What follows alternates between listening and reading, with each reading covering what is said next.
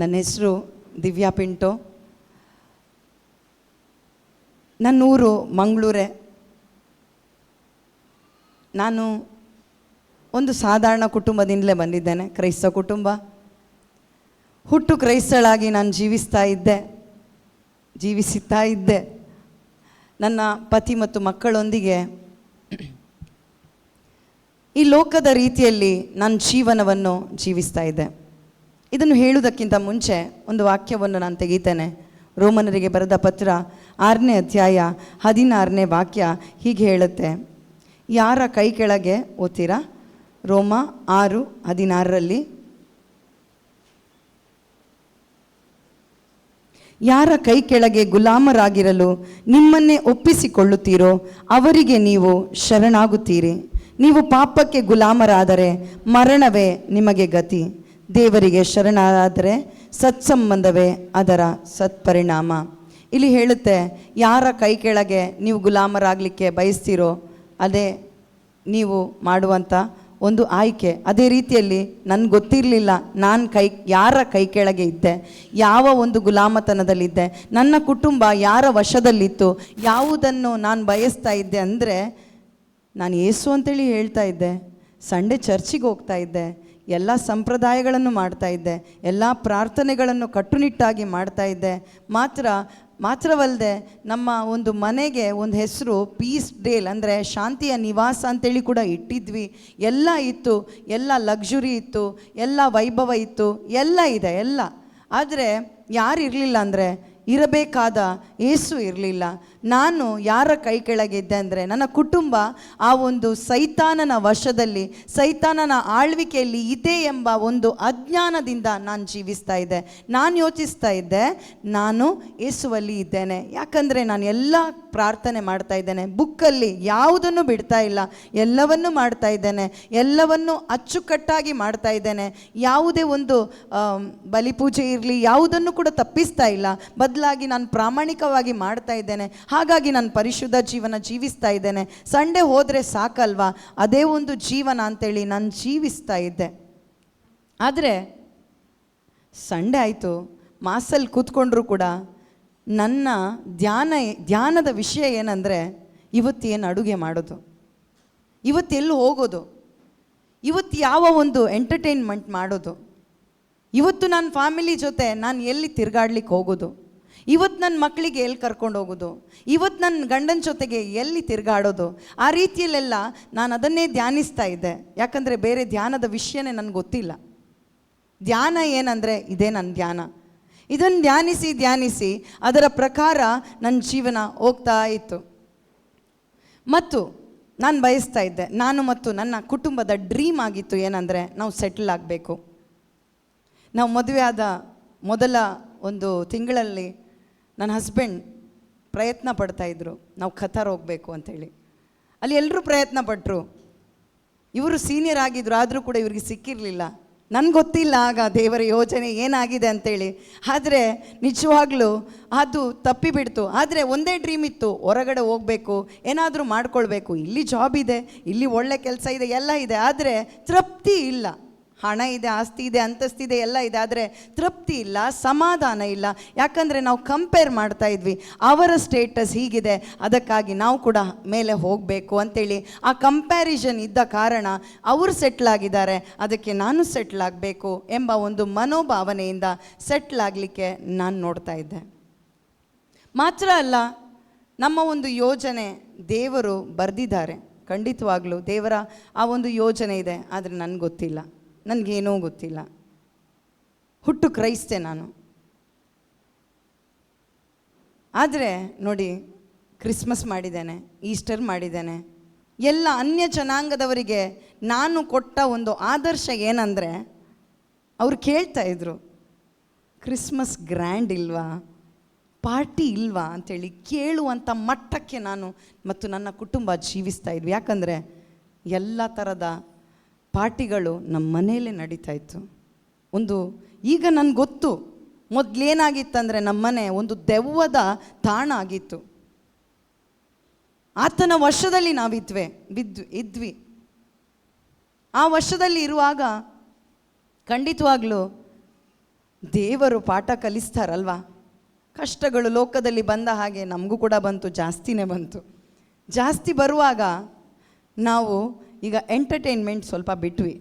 ಯಾಕಂದರೆ ನಾವು ಬ್ಯುಸಿ ಆಗಿಬಿಟ್ವಿ. ಎಲ್ಲಿ ಅಂದರೆ ಹಾಸ್ಪಿಟಲಿಗೆ ಹೋಗುವಂಥ ಬ್ಯುಸಿ. ವಾರಕ್ಕೆ ಹಾಸ್ಪಿಟಲ್, ಮಕ್ಕಳನ್ನು ಕರ್ಕೊಂಡು ಹಾಸ್ಪಿಟ್ಲಿಗೆ, ಇಲ್ಲಿ ದುಡಿಯೋದು ಹಾಸ್ಪಿಟ್ಲಿಗೆ ಹಾಕೋದು, ದುಡಿಯೋದು ಹಾಸ್ಪಿಟ್ಲಿಗೆ ಹಾಕೋದು. ಹಾಗಾಗಿ ಹಾಸ್ಪಿಟಲ್ ಮಾತ್ರ ಅಲ್ಲ, ವಾರದ ಎಂಡಿಗೆ ಪುಣ್ಯಕ್ಷೇತ್ರವನ್ನು ಕೂಡ ಸುತ್ತೊಡೆಯುವಂಥ ಕಾರ್ಯಕ್ರಮ ನಮ್ಮದು ಸ್ಟಾರ್ಟ್ ಆಯಿತು. ಯಾಕಂದರೆ ಈಗ ಪರಿಹಾರ ಆಗಬೇಕು. ಈಗ ಈ ಒಂದು ಬಂಧನದಿಂದ, ಅಂದರೆ ಯಾವ ಕಡೆಗೆ ನಾವು ಹೋಗ್ತೇವೋ, ಯಾರ ಬಳಿಗೆ ನಾವು ಹೋಗ್ತಾ ಇದ್ದೇವೋ, ಅವರು ಒಂದೇ ಹೇಳ್ತಾ ಇದ್ದಾರೆ, ನಿಮಗೆ ಬಂಧನ ಇದೆ, ನಿಮಗೆ ಮಾಟಮಂತ್ರ ಮಾಡಿಸಿಟ್ಟಿದ್ದಾರೆ, ನಿಮಗೆ ಏನೋ ತೊಂದರೆ ಇದೆ, ನಿಮ್ಮ ಮನೇಲಿ ಏನೋ ತೊಂದರೆ ಇದೆ ಅಂತೇಳಿ ಹೇಳ್ತಾ ಇದ್ರು. ಅದಕ್ಕಾಗಿ ನಾನು ಬಯಸ್ತಾ ಇದ್ದೆ ಅವರೆಲ್ಲರೂ ನಮ್ಮ ಮನೆಗೆ ಬರಬೇಕು, ಆ ಬ್ರದರ್ಸ್ ಎಲ್ಲ ಬರಬೇಕು. ಯಾರನ್ನು ಹುಡುಕೊಂಡು ಹೋಗ್ತಾ ಇದ್ದೆ ಅಂದರೆ ಬ್ರದರ್ಸನ್ನು ಹುಡುಕೊಂಡು ಹೋಗ್ತಾ ಇದ್ದೆ. ಪುಣ್ಯಕ್ಷೇತ್ರ ಆಯಿತು. ಮತ್ತು ನಿಜವಾಗ್ಲೂ ಒಂದು ಪ್ರೇಯರಿಗೆ ಹೋಗಬೇಕು ಅಂಥೇಳಿ ನನಗೆ ಮನಸ್ಸೇ ಇಲ್ಲ. ಯಾಕಂದರೆ ಅಲ್ಲೆಲ್ಲೂ ಯಾರು ಹೇಳ್ತಾರಲ್ವ, ಅವರು ನಾನು ಹೇಟ್ ಮಾಡ್ತಾಯಿದ್ದೆ, ತುಂಬ ಹೇಟ್ ಮಾಡ್ತಾಯಿದ್ದೆ.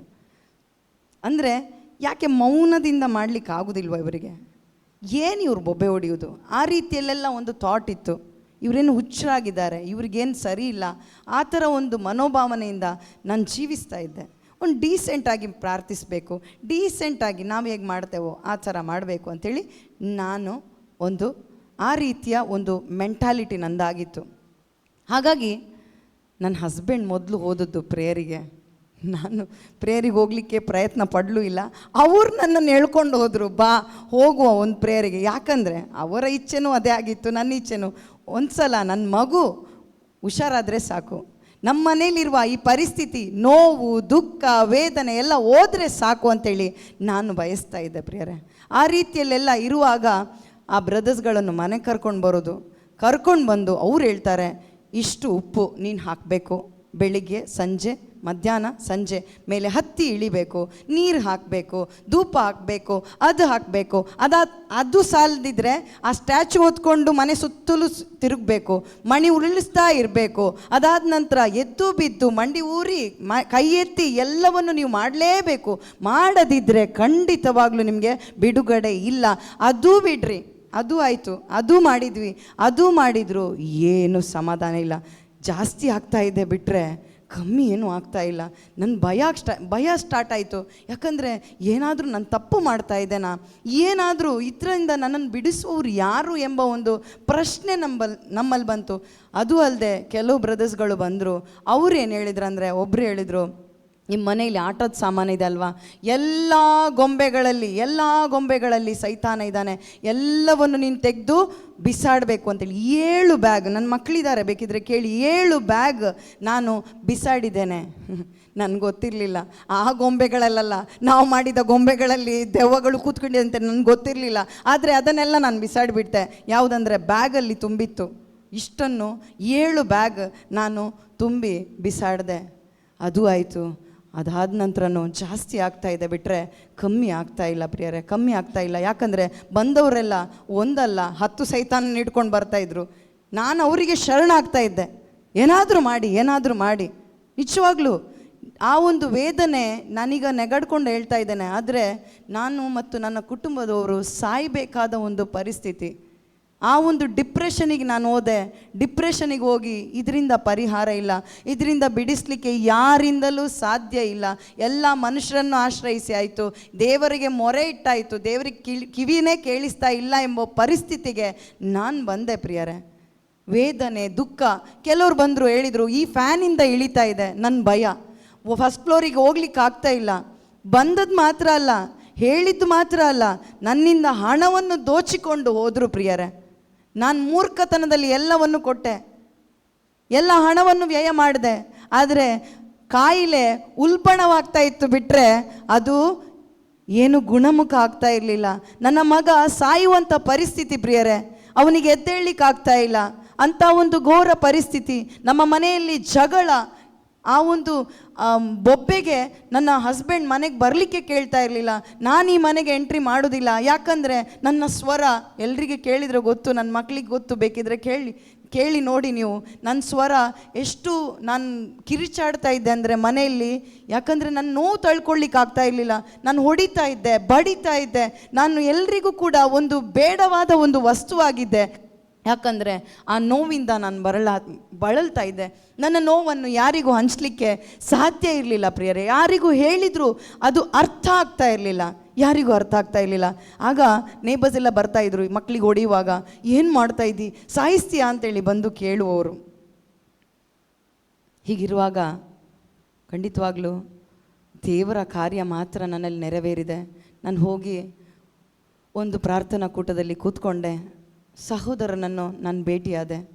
ಆ ಮೊದಲ ಬಾರಿಗೆ ನನಗೆ ಗೊತ್ತಾಯಿತು ಆ ಪ್ರಾರ್ಥನಾ ಕೂಟದಲ್ಲಿ ಏನಂದರೆ, ಅವ್ರು ಕೇಳಿದರು, ಎಲ್ಲಿದೆ ದೇವ್ರ ವಾಕ್ಯ? ನಮ್ಮ ಮನೆಯಲ್ಲಿ ಎಲ್ಲಿತ್ತಂದರೆ ಆಲ್ಟರ್ ಮೇಲೆ ಇತ್ತು. ಕ್ಯಾಂಡಲ್ ಅಂಟಿಸ್ತಾ ಇದೆ, ಆದರೆ ಯಾವತ್ತೂ ನಾನು ಅದನ್ನು ತೆಗೆದು ಓದಬೇಕು ಅಂತೇಳಿ ನಾನು ಬಯಸಲಿಲ್ಲ. ಮುತ್ತು ಕೊಡ್ತಾ ಇದ್ದೆ. ಪ್ರೇಯರ್ ಆದ ನಂತರ ಸಣ್ಣ ಸ್ಟ್ಯಾಂಡ್ಸ ಓದ್ತಾ ಇದ್ದೆ. ಅದು ಏನು ಅರ್ಥನೂ ಆಗ್ತಾಯಿಲ್ಲ, ಅದನ್ನು ಹಾಗೆ ಇಡ್ತಾ ಇದ್ದೆ ಪ್ರಿಯರೇ. ಆದರೆ ಆ ಸಹೋದರ ಕೇಳಿದರು, ನಿನ್ನ ಜೀವ ಎಲ್ಲಿ, ನಿನ್ನ ವಾಕ್ಯ ಎಲ್ಲಿಟ್ಟಿದ್ದಿ, ಬೈಬಲ್ ಎಲ್ಲಿದೆ ಅಂತೇಳಿ. ನಾನು ಹೇಳಿದೆ ಆಲ್ಟರ್ ಮೇಲೆ ಇದೆ. ಆದರೆ ಮೊಬೈಲ್ ತರಲಿಕ್ಕೆ ನಾನು ಮುಂದಾಗಿದ್ದೆ ಆ ದಿನ. ಆದರೆ ಆ ಮಾತು ನನಗೆ ಎಷ್ಟು ಟಚ್ ಆಯ್ತಂದರೆ, ನಾನು ಹೋಗಿ ಅದೇ ದಿನ ನಾನು ಆ ಒಂದು ಬೈಬಲ್ ಪ್ರತಿ, ಅದು ಕೂಡ ಕನ್ನಡ, ನಾನು ಕೊಂಕಣಿ ಆ್ಯಕ್ಚುಲಿ ಮಾತಾಡೋದು, ನನ್ನ ಲ್ಯಾಂಗ್ವೇಜ್ ಕೊಂಕಣಿ, ನನ್ನ ಕನ್ನಡ ಬರೋದಿಲ್ಲ. ಆದರೆ ಆ ಪ್ರತಿಯನ್ನು ನಾನು ತೆಕ್ಕೊಂಡಾದ ನಂತರ ಅದನ್ನು ಹಾಗೆ ಇಟ್ಟೆ, ಪ್ರೇಯರಿಗೆ ಹೋಗ್ತಾ ಇದ್ದೆ. ಆದರೆ ನಿಜವಾಗ್ಲೂ ಲೋಕದಲ್ಲಿ ಒಂದು ದೊಡ್ಡ ಅಲೆ ನನ್ನನ್ನು ಎಬ್ಬಿಸಲಿಕ್ಕೆ ದೇವರು ಎಬ್ಬಿಸಿದರು. ಆ ಅಲೆ ಆಗಿದೆ ಕೊರೋನಾದ ಅಲೆ. ಯಾಕಂದರೆ ಆ ಅಲೆ ಎಷ್ಟೋ ಜನರಿಗೆ ಒಂದು ಶಾಪದ ಅಲೆ, ದುಃಖದ ಅಲೆ, ವೇದನೆಯ ಅಲೆ, ರೋಗದ ಅಲೆ ಎಲ್ಲ ಆಗಿದೆ ಅಲ್ವಾ. ಆದರೆ ನನಗದ್ದು ಅದು ಆಶೀರ್ವಾದದ ಅಲೆ, ಕೃಪೆಯ ಅಲೆ, ಆ ಶುಭ ಸಂದೇಶವನ್ನು ಆಲಿಸುವಂಥ ಅಲೆಯಾಗಿತ್ತು ಪ್ರಿಯರೇ. ಯಾಕಂದರೆ ಆ ಕೊರೋನಾದಲ್ಲಿ ನಿಮಗೆಲ್ರಿಗೂ ಗೊತ್ತು, ಲಾಕ್ಡೌನ್ ಆಯಿತು ಅಲ್ವಾ. ಲಾಕ್ಡೌನ್ ಆಯಿತು. ಯಾಕೆ ಗೊತ್ತಾ ಲಾಕ್ಡೌನ್ ಮಾಡಿದರು? ನನ್ನನ್ನು ಯೇಸು ಕ್ರಿಸ್ತರ ಹೃದಯದಲ್ಲಿ ಅವರು ಲಾಕ್ ಮಾಡಲಿಕ್ಕೆ ನನ್ನನ್ನು ಲಾಕ್ ಮಾಡಿ ಮನೆಯೊಳಗೆ ಕೂತ್ಕೊಳ್ಳಿಸಿದ್ರು. ಯಾಕಂತೇಳಿ ಹೇಳ್ತೇನೆ. ಯಾಕಂದರೆ ನಾವು ಪ್ಲ್ಯಾನ್ ಮಾಡಿದ್ದು, ನನ್ನ ಹಸ್ಬೆಂಡ್ ಮತ್ತು ನಾವು ಮಕ್ಕಳು ಎಲ್ಲ ಸೇರಿ ನಾವು ಪ್ಲ್ಯಾನ್ ಮಾಡಿದ್ದು. ಬ್ರದರ್ ಕರೆದಿದ್ರು ನಮಗೆ, ನಾವು ಒಂದು ಧ್ಯಾನ ಮಾಡಬೇಕು ನೀವು. ಯಾಕಂದರೆ ನನ್ನ ಸಣ್ಣ ವಯಸ್ಸಿಂದ ಆವರೆಗೂ ಕೂಡ ಒಂದು ಧ್ಯಾನ ಕೂಡ ನಾನು ಅಟೆಂಡ್ ಮಾಡಲೇ ಇಲ್ಲ. ನಾನು ಬೇಡವೇ ಬೇಡ ಅಂಥೇಳಿ ಒಂದು ಧ್ಯಾನ ಅಟೆಂಡ್ ಮಾಡಲಿಲ್ಲ ನಾನು.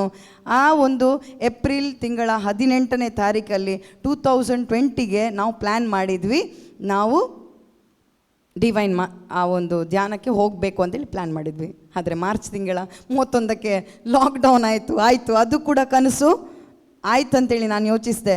ಆದರೆ ಪ್ರಿಯರೇ, ನನಗೊಂದು ಕರೆ ಬಂತು. ಅವ್ರು ಹೇಳಿದರು, ಅಣ್ಣ ಹೇಳಿದರು, ವೆಬ್ಎಕ್ಸ್ ಅಂತೇಳಿ ಆ್ಯಪ್ ಇದೆ, ಅದನ್ನು ಡೌನ್ಲೋಡ್ ಮಾಡು, ಕೂತ್ಕೋ. ಅವ್ರು ಹೇಳಿದರು ಕೂಡ ನಾನು ಡೌನ್ಲೋಡ್ ಮಾಡಿದ್ರು ನಾನು ಹೇಳಿದ್ದು ಬರೀ ಸುಳ್ಳು. ಏನಂತೇಳಿ, ನನಗೆ ಬೇಡ ಇದನ್ನು ಅಟೆಂಡ್ ಆಗಲಿಕ್ಕೆ, ನನಗೆ ಇದನ್ನು ಅಟೆಂಡ್ ಆಗಿ ಏನು ಮಾಡಲಿಕ್ಕಿದೆ, ಮತ್ತು ನನಗೆ ನೆಟ್ವರ್ಕ್ ಇಲ್ಲ, ಆ ರೀಸನ್ ಈ ರೀಸನ್ ಎಲ್ಲ ರೀಸನ್ ಕೊಟ್ಟೆ ನಾನು. ನೀವು ಕೊಡ್ತಾ ಇದ್ದೀರಲ್ವ, ನಾನು ಕೊಟ್ಟಿದ್ದೇನೆ ಆಯಿತಾ. ನಾನು ತುಂಬ ರೀಸನ್ ಕೊಟ್ಟೆ. ನಾನು ಎಷ್ಟು ಕಳ್ಳತನ ಮಾಡಿದ್ದೇನೆ ಅಂದರೆ ಜಾಯ್ನ್ ಆಗಲಿಕ್ಕೆ ಬಯಸ್ತಾನೆ ಇಲ್ಲ. ಆದರೆ ಒಂದು ದಿನ ಏನಾಯ್ತಂದರೆ, ಅದು ಏಪ್ರಿಲ್ 18 ಆಗಿತ್ತು. ಆ ದಿನ ನನಗೆ ಮೈ ಕೈ ಎಲ್ಲ ನೋವು ಸ್ಟಾರ್ಟ್ ಆಯಿತು. ಈಗ ಯಾವ ಧ್ಯಾನ ಕೇಂದ್ರಕ್ಕೆ ನಾನು ಹುಡುಕಿ ಹೋಗಲಿ, ಯಾವ ಪುಣ್ಯಕ್ಷೇತ್ರಕ್ಕೆ ಹೋಗ್ಲಿಕ್ಕಾಗುತ್ತೆ? ಅದಕ್ಕಾಗಿ ಇದೊಂದಾದರೂ ಇದೆ ಅಲ್ವಾ ಅಂತೇಳಿ ನಾನು ಆನ್ ಮಾಡಿದ್ದು ಪ್ರಿಯರೇ. ನನ್ನ ಒಂದು ಸ್ವಹಿತಕ್ಕಾಗಿ, ನನ್ನ ಒಂದು ಬಯಕೆಗಾಗಿ ನಾನು ಆನ್ ಮಾಡಿದೆ. ಆದರೆ ಆನ್ ಮಾಡಿ ಅದನ್ನು ಕೇಳ್ತಾ ಇದ್ದೇನೆ. ಅಲ್ಲಿ ಬರೀ ಏಸು ವಾಕ್ಯ ಅಷ್ಟೇ ಬರ್ತಾ ಇದೆ ಬಿಟ್ಟರೆ ಬೇರೆ ಏನು ಬರ್ತಾ ಇಲ್ಲ ಪ್ರಿಯರೇ, ಬೇರೆ ಏನು ಬರ್ತಾ ಇಲ್ಲ. ಅಷ್ಟು ಕೇಳ್ತಾ ನಿಮ್ಗೆ ಗೊತ್ತಿದೆ, ಲಾಕ್ಡೌನಲ್ಲಿ ಟಿ ವಿ ಆನ್ ಇರ್ತಿತ್ತು ಎಲ್ರದ್ದು ಅಲ್ವಾ. ಟಿ ವಿ ಆನ್ ಇದ್ದು ಎಲ್ಲರೂ ನ್ಯೂಸ್ ಕೇಳ್ತಾಯಿದ್ರು, ಬರೀ ನ್ಯೂಸು. ಆ ನ್ಯೂಸ್ ಕೇಳಿ ಎಷ್ಟೋ ಜನರು ಸತ್ತೋಗಿದ್ದಾರೆ, ಭಯಪಟ್ಟು ಬಿಟ್ಟಿದ್ದಾರೆ. ಆದರೆ ನಮ್ಮ ಮನೆಯಲ್ಲಿ ಏನಾಯ್ತಂದರೆ, ನಮ್ಮ ಮನೆಯಲ್ಲಿ ಆ ಒಂದು good news of great Joy, ಅಂದರೆ ಆ ಒಂದು ಯೇಸುವಿನ ಶುಭ ಸಂದೇಶ, ಅದು ನಮ್ಮ ಟಿ ವಿಯಲ್ಲಿ ಓಡಲಿಕ್ಕೆ ಸ್ಟಾರ್ಟ್ ಆಯಿತು ಪ್ರಿಯರೇ.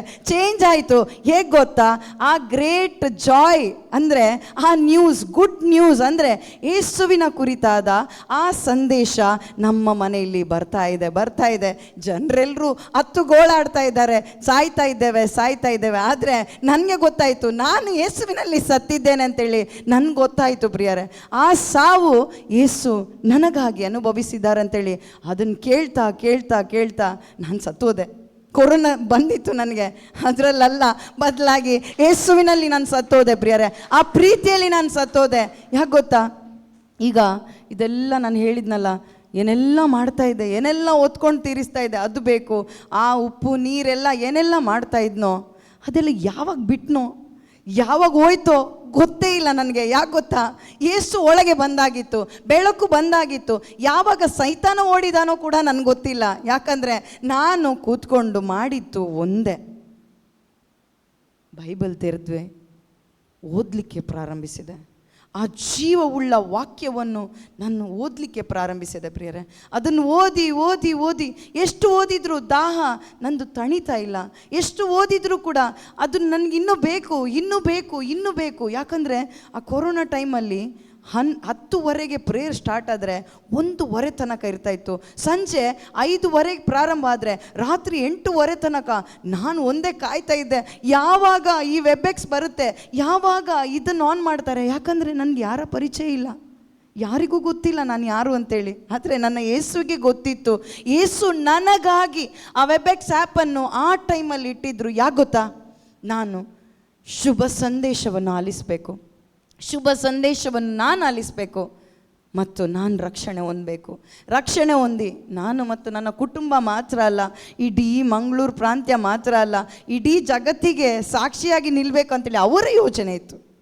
ಇದು ಯಾವಾಗ ಇತ್ತು, ಇದು ನನ್ನ ಜನನದಿಂದಲೇ ಅವರು ಅದನ್ನು ಇಟ್ಟಿದ್ದಾರೆ ಪ್ರಿಯರೇ. ನಿನ್ನೆ ನಾವು ಆಲಿಸಿದ್ವಲ್ವ, ಹೇಗೆ ವಿಧವೆ ಬಳಿಗೆ ಆ ಬರಗಾಲ ಇರುವಾಗ ವಿಧವೆ ಬಳಿಗೆ ಎಲಿಯನನ್ನು ಕಳಿಸ್ತಾರೆ. ಅವಳಿಗೆ ಆಜ್ಞಾಪಿಸಿರ್ತಾರೆ. ನನಗೆ ಎಷ್ಟು ಸಲ ಹೇಳಿದ್ದಾರೆ ಏನು ಗೊತ್ತಾ, ನನಗೆ ಆ ಪ್ರಾರ್ಥನಾ ಕೂಟದಲ್ಲಿ ನನಗೆ ಇನ್ನೂ ನೆನಪಿದೆ. ಆ ಒಂದು ಯೆರೆಮೀಯ 21:11, ನಿನ್ನ ಕುರಿತಾಗಿ ಒಳ್ಳೆ ಯೋಚನೆ ಇದೆ. ನಾನು ಯೋಚಿಸ್ತಾ ಇದ್ದದ್ದು ಒಂದು ಒಳ್ಳೆ ಕಾರ್ ಸಿಗ್ಬೋದು, ಮಗ ಗುಣ ಆಗ್ಬೋದು, ಅದಾದ ನಂತರ ಒಳ್ಳೆ ಸೆಟಲ್ ಆಗ್ಬೋದು, ಎಲ್ಲ ಹೋಗುತ್ತೆ, ನನ್ನ ದುಃಖ ಹೋಗುತ್ತೆ ಅಂತೇಳಿ ನಾನು ಯೋಚಿಸ್ತಾ ಇದ್ದೆ. ಆದರೆ ನನಗೆ ಮತ್ತೆ ಗೊತ್ತಾಯಿತು, ಆ ವೆಬ್ಎಕ್ಸ್ ಆ್ಯಪಲ್ಲಿ ಸಾರಲ್ಪಟ್ಟ ಒಂದೊಂದು ವಾಕ್ಯದ ಮುಖಾಂತರ ನನಗೆ ಗೊತ್ತಾಯ್ತು ಏನಂದರೆ, ನಾನು ಪಾಪದಲ್ಲಿದ್ದೇನೆ, ನಾನೊಂದು ದೊಡ್ಡ ಪಾಪಿ, ನಾನು ಆ ಸೈತಾನನ ಆಳ್ವಿಕೆಯಲ್ಲಿದ್ದೇನೆ, ನಾನು ಆ ಒಂದು ಕುತಂತ್ರಕ್ಕೆ ಒಳಗಾಗಿದ್ದೇನೆ. ನಾನು ಇದುವರೆಗೂ ಕೇಳಿಸಿಕೊಂಡದ್ದು ಸುಳ್ಳು ಪ್ರವಾದಿಗಳ ಆ ಒಂದು ಪ್ರವಚನ ನಾನು ಕೇಳಿದ್ದು ಅಂತೇಳಿ ನನಗೆ ಗೊತ್ತಾಯಿತು. ನನಗೆ ಅನುಭವ ಆಗಿದೆ ಪ್ರಿಯರೇ. ಅದಕ್ಕೆ ನಾನು ಹೇಳ್ತಾ ಇದ್ದೇನೆ, ಯೇಸು ನಾಮದಲ್ಲೇ ಬರ್ತಾರೆ ಪ್ರಿಯರೇ, ದೋಚ್ಕೊಂಡು ಹೋಗ್ತಾರೆ, ಗೊತ್ತೇ ಆಗೋದಿಲ್ಲ. ಆದರೆ ಯಾರೂ ಹೇಳಲಿಲ್ಲ ನಿತ್ಯ ಜೀವ ನಿನಗೆ ಇದೆ ಅಂತೇಳಿ. ಆದರೆ ಈ ಸಹೋದರರ ಮುಖಾಂತರ ನನಗೆ ಗೊತ್ತಾಯಿತು, ಯೇಸು ಬಂದದ್ದು ನನ್ನನ್ನು ರಕ್ಷಿಸಲಿಕ್ಕೆ, ಆ ಒಂದು ಪಾಪದ ಕೂಪದಿಂದ ಮಾತ್ರವಲ್ಲ. ಆ ಟೈಮಲ್ಲಿ ಲಾಕ್ಡೌನ್ ಟೈಮಲ್ಲಿ ನಿಮಗೆ ನೆನಪಿದೆ, ಒಂದೊಂದು ಪಾತ್ರೆಗಳನ್ನು ಬಡಿಲಿಕ್ಕೆ PM ಹೇಳಿದರು. ನೆನಪಿದೆಯಾ?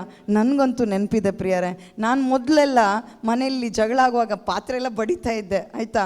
ಆದರೆ ಯಾವಾಗ ಯೇಸು ನಮ್ಮ ಮನೇಲಿ ಬಂದರೋ, ನಮ್ಮ ಮನೇಲಿ ಹಾಡು ಸ್ಟಾರ್ಟ್ ಆಯಿತು. ಏನು ಗೊತ್ತಾ, ನನ್ನ ಮಗ ಬಾರಿಸ್ತಾ ಇದ್ದ, ಒಂದೇ ಹಾಡು ಓಡ್ತಾ ಇತ್ತು, ಕಣ್ಣು ಕಾಣಲಿಲ್ಲ, ಕಿವಿ ಕೇಳಲಿಲ್ಲ, ಮನಸ್ಸು ಊಹಿಸಲಿಲ್ಲ, ನೀ ನನಗಾಗಿಟ್ಟಿದನು. ಅದನ್ನು ಹಾಡ್ತಾ ಇದ್ವಿ ಪ್ರಿಯರೇ. ದೊಡ್ಡ ಸ್ವರದಲ್ಲಿ ಹಾಡಲಿಕ್ಕೆ ಪ್ರಾರಂಭಿಸಿದ್ವಿ, ಕೈ ಚಪ್ಪಾಳೆ ತಟ್ಟಿ. ಆಗ ಎಲ್ಲರೂ ನೇಬರ್ಸ್ ಎಲ್ಲ ಓಡಿ ಬಂದರು. ಇವ್ರಿಗೇನಾಗಿದೆ, ಇದುವರೆಗೂ ಬಡಿತಾ ಇದ್ರು, ಹೊಡಿತಾ ಇದ್ರು, ಇವ್ರಿಗೇನಾಗಿದೆ, ಇವ್ರಿಗೆ ಹುಚ್ಚಿ ಹಿಡ್ದಿದೆ, ಇವ್ರಿಗೆ ಮೆಂಟಲ್ ಆಗಿದೆ.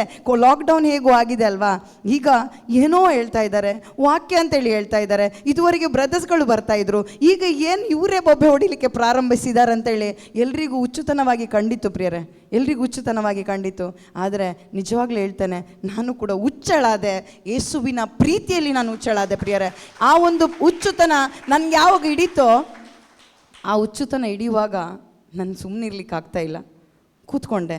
ಮೊದಲೆಲ್ಲ ಫ್ಯಾಮಿಲಿ ಪ್ರೇಯರ್, ಮಕ್ಕಳೆಲ್ಲ ಮಲಗೋದು, ನಾನು ಮಲಗೋದು.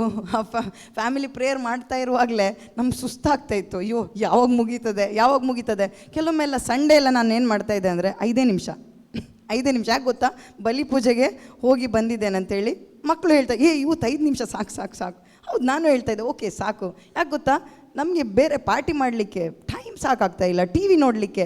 ಕ್ರೈಮ್ ಪೆಟ್ರೋಲ್ ನೋಡ್ತಾ ಇದ್ದೆ ನಾನು. ಕ್ರೈಮ್ ಒಳಗಡೆ ತುಂಬಿತ್ತು. ಆ ರೀತಿಯಲ್ಲೆಲ್ಲ ಇದ್ದೆ. ಆದರೆ ಯಾವಾಗ ಈ ಶುಭ ಸಂದೇಶವನ್ನು ನಾವು ಆಲಿಸಿದ್ವೋ, ಖಂಡಿತವಾಗ್ಲೂ ನಮ್ಮ ಜೀವನ ಹೇಗೆ ಚೇಂಜ್ ಆಯಿತೋ, ನಮ್ಮ ಮಾತುಗಳು ಚೇಂಜ್ ಆಯಿತು. ಆ ಒಂದು ನರಳಾಟ ಏನೆಲ್ಲ ವೇದನೆ ಇತ್ತು ಅದೆಲ್ಲವೂ ಟ್ರಾನ್ಸ್ಫಾರ್ಮ್ ಆಯಿತು. ಆ ಒಂದು ಕೊರೋನಾ ಟೈಮಲ್ಲಿ ನನಗೊಂದು ದೊಡ್ಡ ಬ್ಲೆಸ್ಸಿಂಗ್ ಏನಂದರೆ, ರೋಮನ್ಸ್ ಬೈಬಲ್ ಸ್ಟಡಿ ಈಗಲೂ ಇದೆ ಪ್ರಿಯರೇ. ನಿಮಗೂ ಈಗ ಯೂಟ್ಯೂಬಲ್ಲಿದೆ, ಶಿಜು ಥಾಮಸ್ ಆ ಚಾನಲನ್ನು ನೀವು ಹೊಡೆದ್ರೆ ಅಲ್ಲಿ ಪ್ಲೇ ಲಿಸ್ಟಲ್ಲಿ ಅಲ್ಲಿದೆ ರೋಮನ್ಸ್ ಬೈಬಲ್ ಸ್ಟಡಿ. ಆ ರೋಮನ್ಸ್ ಬೈಬಲ್ ಸ್ಟಡಿ ನಾನು ಆಲಿಸ್ತಾ ಏನಾಯ್ತಂದರೆ ನನ್ನ ಒಳಗಡೆ ವಿಶ್ವಾಸ ಬಂತು. ಅಂದರೆ ಯೇಸುವಿನ ಕುರಿತಾದ ಆ ಸಂದೇಶ ನನ್ನ ಒಳಗಡೆ ಆ ವಿಶ್ವಾಸವನ್ನು ಹುಟ್ಟಿಸಿ ನನ್ನ ಒಳಗಡೆ ಆ ರಕ್ಷಣೆಯನ್ನು ಅನುಭವಿಸುವಂತೆ ಮಾಡಿತು. ಆ ಕುಟುಂಬ ಪ್ರಾರ್ಥನೆ ನಾನು ಹೇಳಿದ್ನಲ್ಲ, ನಮ್ಮ ಮನೇಲಿ ಏನಾಯಿತು ಗೊತ್ತಾ, ಮೊದಲಿದ್ದ ಕುಟುಂಬ ಪ್ರಾರ್ಥನೆ ಚೇಂಜ್ ಆಯಿತು. ಹೇಗೆ ಚೇಂಜ್ ಆಯ್ತು ಅಂದರೆ, ಪವಿತ್ರಾತ್ಮರು ಹೇಳಿದರು, ಏನು ಮಾಡ್ತಾ ಇದ್ದಿ, ಕೂತ್ಕೋ ಬೈಬಲ್ ಓದಿದ್ವಿ, ಹಾಡು ಹಾಡ್ತಾ ಇದ್ವಿ, ಸ್ತುತಿಸ್ತಾ ಇದ್ವಿ, ವಾಕ್ಯ ಹೇಳ್ತಾ ಇದ್ವಿ. ಯಾವುದರಲ್ಲಿ ನನ್ನ ಮಕ್ಕಳನ್ನು ಬದಲಾಯಿಸ್ಲಿಕ್ಕೆ ಆಗಲಿಲ್ವೋ ಬಡಿತಾ ಇದ್ದೆ ಅಲ್ವಾ. ಮತ್ತೆ ಒಂದೇ ಇತ್ತು ನಂದು, ಮಾರ್ಕ್ಸ್ ತಗೊಳ್ಬೇಕು, ಒಳ್ಳೆ ಸ್ಟೇಟಸ್, ಸ್ವಿಮ್ಮರ್ ಆಗಿದ್ದ ನನ್ನ ಮಗ. ಅದೇ ಒಂದು ಗೋಲ್ ಇತ್ತು. ಅದೆಲ್ಲ ಎಲ್ಲಿಂದ ಹೋಯ್ತೋ ಗೊತ್ತಿಲ್ಲ, ಅದೆಲ್ಲ ಚೇಂಜ್ ಆಗಿಬಿಡ್ತು. ಯಾಕಂದರೆ ಯೇಸು ಒಳಗೆ ಬಂದ ನಂತರ ಒಂದೇ ಒಂದು, ಸ್ವರ್ಗಕ್ಕೆ ಹೋಗಬೇಕು, ನಿತ್ಯ ಜೀವ ಪಡಿಬೇಕು. ನಿತ್ಯ ಜೀವ ಪಡೆದಿದ್ರೆ ಖಂಡಿತವಾಗ್ಲೂ ಈ ಲೋಕವನ್ನೇ ಗೆದ್ದುಕೊಂಡು ತನ್ನ ಆತ್ಮವನ್ನೇ ನಷ್ಟಪಡಿಸಿಕೊಂಡ್ರೆ ಯಾವುದಕ್ಕೆ ಪ್ರಯೋಜನ ಪ್ರಿಯರೇ, ಯಾವುದಕ್ಕೆ ಪ್ರಯೋಜನ? ಅದು ನನಗೆ ಅರಿವಾಗಲಿಕ್ಕೆ ಪ್ರಾರಂಭ ಆಯಿತು ಪ್ರಿಯರೇ. ಅದು ನನ್ನಲ್ಲಿ ಕಾರ್ಯ ಮಾಡಿತು. ಆ ಶುಭ ಸಂದೇಶವೇ ನನ್ನನ್ನು ಈಗಲೂ ಕೂಡ ನಿಲ್ಲಿಸಿದೆ ಪ್ರಿಯರೇ. ಆ ಶುಭ ಸಂದೇಶ ಇಲ್ಲದೆ ಹೋಗಿದ್ದಿದ್ರೆ ನಾನೆಂದೋ ಸೂಸೈಡ್ ಮಾಡಿಕೊಂಡೋ ಅಥವಾ ಏನೋ ಮಾಡಿಕೊಂಡು ನಾನು ಸತ್ತು ಹೋಗ್ತಾ ಇದ್ದೆ. ಆದರೆ ಈಗ ನಾನು ನಿಂತಿದ್ದೇನೆಂದರೆ ಆತನ ಒಂದು ಕೃಪೆ ಮಾತ್ರವೇ, ಆತನ ಕರುಣೆ ಮಾತ್ರವೇ ಪ್ರಿಯರೇ. ಅದಾಯಿತು. ಅದಾದ ನಂತರ ಅದರ ಮುಂಚಿನ ಜೀವಿತದಲ್ಲಿ ನಾನು ಹೇಳಿದ್ನಲ್ಲ, ಎಷ್ಟೋ ಯುವಜನರಿಗೆ ನಾನು ಸಾರಾಯಿ ಕೊಡ್ತಾಯಿದ್ದೆ, ಕುಡಿ ಅಂತೇಳಿ. ಅಷ್ಟು ಕಠಿಣವಾದ ನನ್ನ ಜೀವನ, ಅಷ್ಟು ಗಲೀಜಾದ ಜೀವನ, ಅಷ್ಟು ನರಕದ ಒಂದು ಜೀವನ. ಈಗ ನನಗೆ ಬೇಸರ ಆಗುತ್ತೆ ಅದನ್ನೆಲ್ಲ ನಾನು ಮಾಡಿದ್ದೇನೆ ಅಂತೇಳಿ. ಯಾಕಂದರೆ ಗೊತ್ತಿಲ್ಲ, ಅರಿವಿಲ್ಲ. ಈ ದೇಹವನ್ನು ಯೇಸು ಕೊಂಡುಕೊಂಡಿದ್ದಾರೆ ಅಂತೇಳಿ ನನಗೆ ಗೊತ್ತಿಲ್ಲ. ಅವರ ರಕ್ತವನ್ನು ಕೊಟ್ಟು ನನ್ನ ದೇಹವನ್ನು ಕೊಂಡುಕೊಂಡಿದ್ದಾರೆ. ಈ ದೇಹ ದೇವರ ಆಲಯ, ನನಗೆ ಗೊತ್ತಿಲ್ಲ ಪ್ರಿಯರೇ. ಆದರೆ ನನಗೆ ಗೊತ್ತಾಯಿತು, ನಾನು ಪಶ್ಚಾತ್ತಾಪ ಪಟ್ಟೆ, ಅಪಾಪಿತನೆ, ಇದು ನಾನು ಮಾಡ್ತಾ ಇದ್ದೆ, ನನ್ನನ್ನು ಕ್ಷಮಿಸಿ. ಏಕೆಂದರೆ ಅದು ನನಗೆ ಅರಿವಾದದ್ದು ಆ ಒಂದು ಶಿಲುಬೆಯಲ್ಲಿ ಪ್ರಿಯರೇ. ಆ ಶಿಲುಬೆಯನ್ನು ನಾನು ಧ್ಯಾನಿಸಲಿಕ್ಕೆ ಪ್ರಾರಂಭಿಸಿದೆ. ಮೊದಲು ದೆವ್ವದ ತಾಣವಾಗಿದ್ದ ನನ್ನ ಮನೆ ದೇವ ಮಂದಿರವಾಯಿತು ಪ್ರಿಯರೇ. ದೇವರ ಮಂದಿರವಾಯಿತು. ಮಾತ್ರವಲ್ಲ, ನನ್ನ ದೇಹ ದೇವರ ಮಂದಿರವಾಗಿದೆ ಎಂಬ ಒಂದು ಅರಿವು ನನಗಾಯಿತು.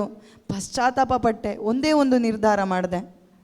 ಆ ಶಿಲುಬೆ ನೋಡ್ತಾ ಇರುವಾಗ ಕಂಡಿದ್ದು ನನಗೆ ಒಂದೇ, ಯೇಸು ಅಲ್ಲ, ಅಲ್ಲಿ ನಾನು ತೂಗಾಡಬೇಕಾಗಿತ್ತು. ಆ ಜಾಗದಲ್ಲಿ ನಾನು ಸಾಯಬೇಕಾಗಿತ್ತು. ಆ ಜಾಗದಲ್ಲಿ ನಾನು ನಗ್ನಳಾಗಿರಬೇಕಾಗಿತ್ತು. ನನ್ನ ನಗ್ನತೆ ಒಳಗಿದ್ದದ್ದು ಅದನ್ನು ಯೇಸು ತಗೊಂಡ್ರು ಅಂತೇಳಿ ನನಗೆ ಅರಿವಾಯಿತು ಪ್ರಿಯರೇ. ಆಗ ನಾನು ಹೇಳಿದೆ ಒಂದೇ, ಯೇಸುವೆ, ಬದುಕೋದಾದರೆ ನಿನಗಾಗಿ ನಾನು ಬದುಕ್ತೇನೆ. ಇನ್ನು ಮುಂದೆ ನನ್ನ ಜೀವಿತ ನನ್ನ ಗಂಡನಿಗಾಗಿ, ಮಕ್ಕಳಿಗಾಗಿ ಅಥವಾ ಯಾವುದೇ ಒಂದು ಕುಟುಂಬಸ್ಥರಿಗಾಗಿ ಅಲ್ಲ ಅಪ್ಪ, ನೀನು ನನ್ನನ್ನು ಕೊಂಡುಕೊಂಡಿದ್ದೆ ಯೇಸುವೆ, ನೀನು ನನ್ನನ್ನು ಉಪಯೋಗಿಸಿ ಅಂಥೇಳಿ ನಾನು ಬಯಸ್ದೆ, ಪ್ರಾರ್ಥಿಸಿದೆ, ಮೊಣಕಾಲೂರಿ ಪ್ರಾರ್ಥಿಸಿದೆ ಪ್ರಿಯರೇ. ಇದು ನಾನು ಏನೋ ಹೇಳಲಿಕ್ಕೆ ಹೇಳ್ತಾ ಇಲ್ಲ, ಬದಲಾಗಿ ನನ್ನ ಒಳಗಡೆ ಆ ದಾಹವನ್ನು ಪರಿಶುದ್ಧಾತ್ಮರು ಕ್ರಿಯೇಟ್ ಮಾಡಿದರು. ಮಾತ್ರ ಅಲ್ಲ, ನನಗೆ ಈ ಥರ ಮಾತಾಡಲಿಕ್ಕೆ ಯಾರ ಜೊತೆ ನಾನು ಹೋಗೋದಿಲ್ಲ, ಯಾರ ಜೊತೆ ನಾನು ಬೆರೆಯೋದಿಲ್ಲ. ನಾನು ಸಪ್ರೇಟ್ ಯಾವತ್ತು ಅಂದರೆ ಭಯದಿಂದ, ತುಂಬ ಭಯ ನನಗೆ. ಯಾರ ಜೊತೆ ಮಾತಾಡಿದರೆ ಎಲ್ಲಿಯಾದರೂ ತೊದಲು ಬಾಯಿ ನಂದು, ಎಲ್ಲಿಯಾದರೂ ತೊದಲಿದೆ ನಾನು ಅಂಥೇಳಿ ನನಗೆ ಭಯ ಆಗ್ತಿತ್ತು, ಬೆವರು ಇಳಿತಾ ಇತ್ತು. ಏನೆಲ್ಲ ಭಯ ಅಂದರೆ ಭಯದ ಒಂದು ವಾತಾವರಣದಲ್ಲಿ ಆತನ ಆಳ್ವಿಕೆಯಲ್ಲಿ ನಾನಿದ್ದೆ. ಆದರೆ ಯಾವಾಗ ಪರಿಶುದ್ಧಾತ್ಮರ ಶಕ್ತಿಗಾಗಿ, ವೆಬೆಕ್ಸಲ್ಲಿ ಹೇಳ್ತಾ ಇದ್ರು, ಪರಿಶುದ್ಧಾತ್ಮರ ಶಕ್ತಿಗಾಗಿ ಪ್ರಾರ್ಥಿಸಿರಿ. ನಿಮಗೆ ಪಾಪ ಬಿಡ್ಲಿಕ್ಕೆ ಆಗ್ತಾ ಇಲ್ವಾ, ಯೇಸುವಿಗಾಗಿ ಜೀವಿಸ್ಲಿಕ್ಕೆ ಆಗ್ತಾ ಇಲ್ವಾ, ಪರಿಶುದ್ಧಾತ್ಮರ ಶಕ್ತಿಗಾಗಿ ಪ್ರಾರ್ಥಿಸಿರಿ ಅಂತೇಳಿ ಪ್ರಾರ್ಥಿಸ್ಲಿಕ್ಕೆ ಹೇಳಿದರು. ನಾನು ಪ್ರಾರ್ಥಿಸಿದೆ ಪ್ರಿಯರೇ, ವಿಶ್ವಾಸವಿಟ್ಟು ಪ್ರಾರ್ಥಿಸಿದೆ. ಖಂಡಿತವಾಗ್ಲೂ ಯೇಸುವೆ, ಆ ಪರಿಶುದ್ಧಾತ್ಮರು ನನ್ನಲ್ಲಿ ಕಾರ್ಯ ಮಾಡ್ತಾರೆ ಅಂತೇಳಿ ನಂಬಿಕೆಯಿಂದ ಪ್ರಾರ್ಥಿಸಿದೆ. ಪ್ರಾರ್ಥಿಸುವಾಗ ಖಂಡಿತವಾಗ್ಲೂ ಅವರು ಶಕ್ತಿಯಿಂದ ತುಂಬಿಸಿದರು. ಶಕ್ತಿಯಿಂದ ತುಂಬಿಸಿ ನನಗೆ ಈಗ ಯೋಚಿಸ್ಲಿಕ್ಕೆ ಆಗ್ತಾ ಇಲ್ಲ. ನಾನಿಲ್ಲಿ ನಿಂತಿದ್ದೇನೆ, ಆತನ ಕೃಪೆ ಮಾತ್ರ. ಇಲ್ಲಿ ಮಾತ್ರ ಅಲ್ಲ, ಯಾರನ್ನೆಲ್ಲ ಭೇಟಿ ಆಗ್ತೇನೋ ಆ ಯುವ ಜನರಿಗಿರ್ಬೋದು. ಮೊದಲೆಲ್ಲ ಏನೇನೋ ಹೇಳ್ತಾ ಇದ್ದೆ, ಆದರೆ ಈಗ ಏಸು ಬಿಟ್ಟರೆ ನನ್ನಲ್ಲಿ ಏನೂ ಇಲ್ಲ ಪ್ರಿಯರೇ ಕೊಡಲಿಕ್ಕೆ. ಏಸು ಮಾತ್ರ. ಮೊದಲು ಸಾರಾಯಿ ಹಂಚ್ತಾ ಇದ್ದೆ, ಆದರೆ ಈಗ ಏಸುವನ್ನು ಹಂಚೋದು ಬಿಟ್ಟರೆ ನನ್ನಲ್ಲಿ ಏನೂ ಇಲ್ಲ. ಆ ಏಸು ಪ್ರೀತಿಯನ್ನು ಕೊಡೋದು ಬಿಟ್ಟರೆ ಬೇರೆ ಏನೂ ಇಲ್ಲ ಪ್ರಿಯರೇ. ಯುವ ಜನರು ಇರ್ಬೋದು, ಎಷ್ಟೋ ಜನರು ಹುಡ್ಕೊಂಡು ಬರ್ತಾರೆ ಪ್ರಿಯರೇ. ಆ ಲಾಕ್ಡೌನಲ್ಲಿ ಆದ ಒಂದು ಕಾರ್ಯ ಏನಂದರೆ, ಆ ಒಂದು ಲಾಕ್ಡೌನಲ್ಲಿ ಯಾರ್ದು ಪರಿಚಯ ನನಗಿಲ್ಲ. ಈಗ ಯಾರೆಲ್ಲ ಇದ್ದಾರೋ, ಈಗ ನನಗೆ ದೊಡ್ಡ ಕುಟುಂಬ ಇದೆ ಆಯಿತಾ, ಸಣ್ಣ ಕುಟುಂಬ ಅಲ್ಲ, ದೊಡ್ಡ ಕುಟುಂಬ ಇದೆ. ದಾವಣಗೆರೆಯವರು ಇದ್ದಾರೆ, ಧಾರವಾಡದವ್ರು ಇದ್ದಾರೆ, ಕುಮಟಾದವರು ಇದ್ದಾರೆ, ಬೆಂಗಳೂರವ್ರು ಇದ್ದಾರೆ, ಮಂಗಳೂರವ್ರು ಇದ್ದಾರೆ, ಹೊನ್ನಾವರದವ್ರು ಇದ್ದಾರೆ, ಇಸ್ರಾಯೇಲ್ ಅವರು ಕೂಡ ಇದ್ದಾರೆ. ಎಷ್ಟೋ ದೊಡ್ಡ ಕುಟುಂಬ. ನಿಜವಾಗ್ಲೂ ಯಾಕೆ ಗೊತ್ತಾ, ದೇವರು ಕೊಟ್ಟ ಒಂದು ಕುಟುಂಬ ಪ್ರಿಯರೇ. ದೊಡ್ಡ ಕುಟುಂಬ ನನಗೆ ದೇವರು ಒದಗಿಸಿ ಕೊಟ್ಟಿದ್ದಾರೆ. ಹೀಗೆ ಹೇಗಿದೆಲ್ಲ ಕನೆಕ್ಟ್ ಆಯಿತೋ ನನಗಂತೂ ಊಹಿಸ್ಲಿಕ್ಕೂ ಆಗ್ತಾಯಿಲ್ಲ, ಅದನ್ನು ವರ್ಣಿಸ್ಲಿಕ್ಕೂ ಆಗ್ತಾಯಿಲ್ಲ. ಯಾಕತ್ತಾ, ಇದೆಲ್ಲ ಮಾಡಿದ್ದು ಶುಭ ಸಂದೇಶದ ಶಕ್ತಿ ಮಾತ್ರ. ಆ ಶುಭ ಸಂದೇಶ ನಾನು ಆಲಿಸಿದ ಕಾರಣ ನನ್ನ ಕುಟುಂಬ ರಕ್ಷಣೆಗೆ ಬಂತು. ನಾವೆಲ್ಲರೂ ಕೂಡ ಮಾಡಿದ್ದು ಒಂದೇ ಕಾರ್ಯ, ಎಲ್ಲವಂತ ಎತ್ತಿ ಬಿಸಾಡಿ ಬಿಟ್ವಿ. ನಾವು ನಮ್ಮ ಒಳಗಡೆ ಬರಮಾಡಿದ್ದು ಯೇಸುವನ್ನು, ಆ ಸಜೀವ ವಾಕ್ಯವನ್ನು ನಾವು ಬರಮಾಡಿದ್ವಿ. ಬರಮಾಡುವಾಗ ಸೈತಾನ ಸುಮ್ಮನಿರೋದಿಲ್ಲ ಅಲ್ವಾ. ಕಷ್ಟಗಳು ಬಂತು. ಕಷ್ಟಗಳು ಯಾವ ಥರ ಬಂತಂದರೆ, ಕುಟುಂಬದವರೇ ಹೇಳಿದರು, ಇವ್ರು ಏನೋ ಹುಚ್ಚಿಡ್ದಿದ್ದು ಇವರಿಗೆ, ಇವರು ವಾಕ್ಯ ಅಂತೇಳಿ ಹೇಳ್ತಾ ಇದ್ದಾರೆ, ಇವ್ರು ಎಲ್ಲಿಯಾದರೂ ಸಭೆ ಬಿಟ್ಟು ಹೋಗಿರ್ಬೋದು, ಇವ್ರು ಎಲ್ಲಿಯಾದರೂ ನ್ಯೂ ಲೈಫಿಗೆ ಹೋಗಿರ್ಬೋದು ಅಂತೇಳಿ ನಮ್ಮ ಮೇಲೆ ಏನು ಇಲ್ಲ ಸಲ್ಲದ ಅಪವಾದಗಳನ್ನು ಹಾಕಲಿಕ್ಕೆ ಪ್ರಾರಂಭಿಸಿದರು. ಆದರೆ ನಾವು ಭಯಪಡಲಿಲ್ಲ ಪ್ರಿಯರೇ, ಪ್ರಾರ್ಥಿಸಲಿಕ್ಕೆ ಪ್ರಾರಂಭಿಸಿದ್ವಿ. ದೇವರನ್ನು ಆರಾಧಿಸೋದನ್ನು ನಾವು ಬಿಡಲಿಲ್ಲ. ವಾಕ್ಯ ಓದೋದನ್ನು ನಾನು ಬಿಡಲಿಲ್ಲ ಪ್ರಿಯರೇ. ವಾಕ್ಯ ಎತ್ತಿ ಹಿಡಿಯೋದನ್ನು ನಾನು ಬಿಡಲಿಲ್ಲ. ಯಾಕಂದರೆ ಈ ವಾಕ್ಯವೇ ನನ್ನನ್ನು ಎತ್ತಿ ಹಿಡಿದಿದೆ ಪ್ರಿಯರೇ. ಈ ವಾಕ್ಯವಿಲ್ಲದೆ ನನಗೆ ಜೀವಿಸಲಿಕ್ಕೆ ಸಾಧ್ಯ ಇಲ್ಲ. ಈ ವಾಕ್ಯವನ್ನು ಆಲಿಸದೆ ಜೀವಿಸಲಿಕ್ಕೆ ನನಗೆ ಸಾಧ್ಯ ಇಲ್ಲ. ಯಾಕಂದರೆ ಇದು ನನ್ನ ಅನುದಿನದ ಮನ್ನವಾಗಿದೆ. ಇದು ದೇವರು ನನ್ನನ್ನು ನಡೆಸ್ತಾ ಇದ್ದಾರೆ ವಚನಗಳ ಮುಖಾಂತರ ಮಾತ್ರವೇ. ಹೀಗಿರುವಾಗ ಕೆಲವರಿಗೆ ಗೊತ್ತು, ಕೆಲವರಿಗೆ ಗೊತ್ತಿಲ್ಲ. ಹೀಗೆ ನನ್ನ ದೇಹಕ್ಕೂ ಕೂಡ ಶೋಧನೆ ಬಂತು. ಯೇಸುವಿಗಾಗಿ ಓಡ್ತಾ ಇದ್ದೆ ನಾನು. ಮನೆಗಳಿಗೆ ಹತ್ತಿ ಇಳಿತಾ ಇದ್ದೆ, ಯಾರಂತ ಗೊತ್ತಿಲ್ಲ, ಹತ್ತಿ ಇಳಿತಾ ಇದ್ದೆ, ಬರ ಮಾಡ್ತಾ ಇದ್ದೆ. ಆದರೆ ನಾನು ಮಾಡಿದ್ದಲ್ಲ, ಯೇಸುನೇ ಮಾಡಿದ್ದೆ. ಯಾಕಂದರೆ ಯಾರ್ದು ಪರಿಚಯ ಇಲ್ಲ, ಯಾರ ಜೊತೆನೂ ಮಾತಾಡೋದಿಲ್ಲ. ನನ್ನ ಸ್ಟೇಟಸ್ ಮಾತ್ರ ಮೇಂಟೈನ್ ಮಾಡ್ತಾ ಇದ್ದವಳು ನಾನು. ಆದರೆ ಈ ಕಾರ್ಯ ಎಲ್ಲ ಆಗಲಿಕ್ಕೆ ಪ್ರಾರಂಭ ಆಯಿತು. ಪ್ರಾರಂಭ ಆಗಿ ನನ್ನ ಶರೀರಕ್ಕೇ ಬಂದುಬಿಡ್ತು. ಯಾವ ಥರ ಅಂದರೆ, ಯೇಸುಗಾಗಿ ಜೀವಿಸಬೇಕು ಅಂತ ಹೇಳುವಾಗ ಈ ಕಾಲು ಬರದೇ ಹೋಯಿತು. ಒಂದು ದಿನ ಸಡನ್ನಾಗಿ ಜೂನ್ 7ಗೆ 2022 ಮಗನ ಆಸ್ಪತ್ರೆಗಾಗಿ ಓಡ್ತಾ ಇದ್ದೆ. ಅದೇ ಸಂದರ್ಭದಲ್ಲಿ ಈ ಒಂದು ಸಮಯದಲ್ಲಿ ನನಗೆ ಕಾಲು ಬರುವುದಿಲ್ಲ ಅಂತೇಳಿ ಡಾಕ್ಟರ್ ಸರ್ಟಿಫೈ ಮಾಡಿ ನಾನು ಹಾಸ್ಪಿಟ್ಲಲ್ಲಿದ್ದೆ ಪ್ರಿಯರೇ. ನನ್ನನ್ನು ವೀಲ್ಚೇರಲ್ಲಿ ಕಂಡುಕೊಂಡೋದವರು ಕೂಡ ಇದ್ದಾರೆ, ನನಗೆ ಸ್ನಾನ ಮಾಡಿಸಿದವರು ಕೂಡ ಇದ್ದಾರೆ. ನನ್ನೆಲ್ಲ ಆತ್ಮಿಕ ಸಹೋದರರು ನನ್ನನ್ನು ನೋಡಿದ್ದಾರೆ ಪ್ರಿಯರೇ. ಆ ಸಮಯದಲ್ಲಿ ಅವರನ್ನು ಕಳಿಸಿದ್ದು ಯಾರಂದರೆ ದೇವರೇ. ನನ್ನ ಸಹಾಯಕ್ಕಾಗಿ ಎಲ್ಲರೂ ಇದ್ದರು. ಆದರೆ ಆ ಸಮಯದಲ್ಲಿ ನನಗೂ ಬಂತು ಥಾಟ್, ಯಾಕೆ ನನಗೆ ಈ ಥರ ಆಗಿದೆ ಅಂಥೇಳಿ. ಯಾಕೆ ನಾನು ಪ್ರೇಯರಲ್ಲಿದ್ದೆ ಅಲ್ವಾ, ವಿಶ್ವಾಸದಲ್ಲಿದ್ದೇನೆ, ಯಾಕೆ ಈ ಥರ ನನಗೆ ಅಂಥೇಳಿ ಥಾಟ್ ಬಂತು. ಆದರೆ ಯಾವತ್ತೂ ಈ ಜಾಯ್ ಇದೆ ಅಲ್ವಾ, ಈ ಸಂತೋಷ ಯಾವತ್ತೂ ಕಮ್ಮಿ ಆಗಲಿಲ್ಲ. ಯಾರಿಗೂ ಗೊತ್ತೇ ಆಗಲಿಲ್ಲ ಪ್ರಿಯರೇ. ನಾನು ಬೆಡ್ಡಲ್ಲಿ ಮಲಗಿದ್ದೆ, ಯಾರಿಗೂ ಗೊತ್ತಿಲ್ಲ. ನಾನು ವೆಬ್ಎಕ್ಸ್ ನಡೆಸ್ತಾ ಇದ್ದೆ, ಎಲ್ಲರ ಜೊತೆ ಮಾತಾಡ್ತಾ ಇದ್ದೆ, ಎಲ್ಲರ ಜೊತೆ ಒಳ್ಳೆ ರೀತಿಯ ಒಂದು ಸಂಬಂಧ ಇತ್ತು. ಫೋನಲ್ಲಿ ಮಾತ್ರ ಯಾರು ನನ್ನ ನೋಡಿರಲಿಲ್ಲ.